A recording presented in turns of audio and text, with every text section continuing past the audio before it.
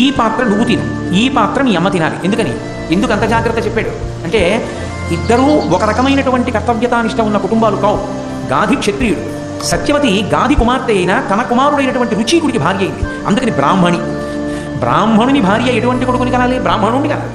ఆ ఇంట్లో పుట్టినవాడు కూడా వేదాంగములు చదువుకుని శాస్త్రం చదువుకుని చక్కగా ధర్మానుష్ఠాన తత్పరుడైన వాడు పుట్టాలి. అంతేగాని గుర్రం ఎక్కి యుద్ధాలు చేసేవాడు ఎందుకు బ్రాహ్మణుడు కుటుంబంలో? అందుకనమ్మా నీకు బ్రాహ్మణుడు పుట్టాలి, నీ తండ్రికి బ్రాహ్మణుడు పుట్టి వేదం చదువుకుని జపం చేసుకుంటూ కూర్చుంటే రాజ్యం చేసేవాడు ఎవడు? అందుకని మంచి క్షాత్రం ఉన్నవాడు పుట్టాడు. అందుకని పరాకుసుమ ఒకరి పదార్థం ఒకరు తినకండి, ఎవరి పదార్థం వాళ్ళే తినాలి.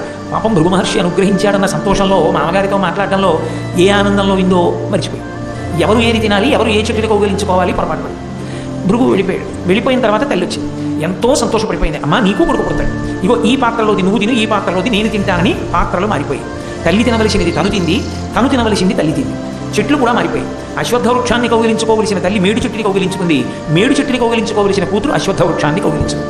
తారుమారైపోయి లోపల ఉన్నటువంటి పిండాలు.